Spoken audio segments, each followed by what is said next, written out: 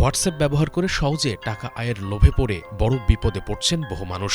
2026 সালে নতুন করে মাথা চাড়া দিচ্ছে হোয়াটসঅ্যাপ মূল অ্যাকাউন্ট নামের সাইবার প্রতারণা। অজান্তেই নিজের হোয়াটসঅ্যাপ ভাড়া দিয়ে অপরাধের ফাঁদে জড়িয়ে পড়ছেন ব্যবহারকারীরা।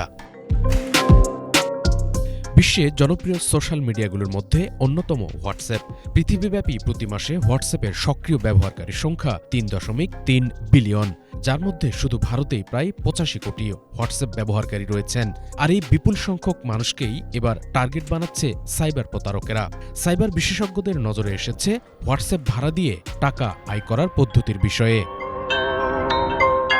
বিশেষজ্ঞরা 2026 সালে হোয়াটসঅ্যাপ মূল অ্যাকাউন্টের বিষয়ে আমজনতাকে সতর্ক করছেন। শুধুমাত্র ভারত নয়, গোটা বিশ্বেই এই ধরনের সমস্যায় পড়েছেন বহু মানুষ। সম্প্রতি বিষয়টি নিয়ে দেশবাসীকে সতর্ক করেছে ভারতীয় সরকার। হোয়াটসঅ্যাপ থেকে টাকা আয় করার নানা পদ্ধতি সোশ্যাল মিডিয়ায় ভাইরাল হচ্ছে। মূলত প্রতারকেরা বিজ্ঞাপন দিয়ে তরুণ প্রজন্মকে আকৃষ্ট করার কাজ করছে। সে বিজ্ঞাপনে ক্লিক করে টোপ গিলছে তরুণ প্রজন্ম।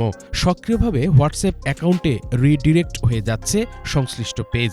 গ্রাহকের সেই অ্যাকাউন্টে লগ ইনের জন্য চাওয়া হচ্ছে আইডি বা কিউআর কোড। এরপরেই সেই অ্যাকাউন্টের কন্ট্রোল প্রতারকদের হাতে। মাসের শেষে হোয়াটসঅ্যাপ পেমেন্টের মাধ্যমে গ্রাহকের ব্যাংক অ্যাকাউন্টে আসছে টাকাও, কিন্তু মূল মালিকের অজান্তেই হোয়াটসঅ্যাপ ব্যবহার হচ্ছে নানা অসামাজিক কাজে।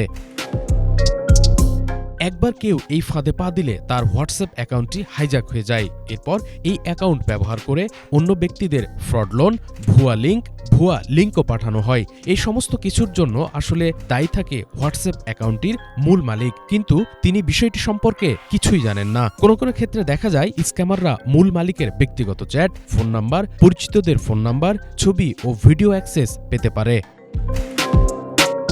সাইবার বিশেষজ্ঞদের মতে কখনোই নিজের হোয়াটসঅ্যাপ অ্যাকাউন্ট অন্যের হাতে দেওয়া উচিত নয়। অচেনা লিঙ্ক, বিজ্ঞাপন বা কিউআর কোডে ক্লিক করার আগে অবশ্যই সতর্ক থাকতে হবে।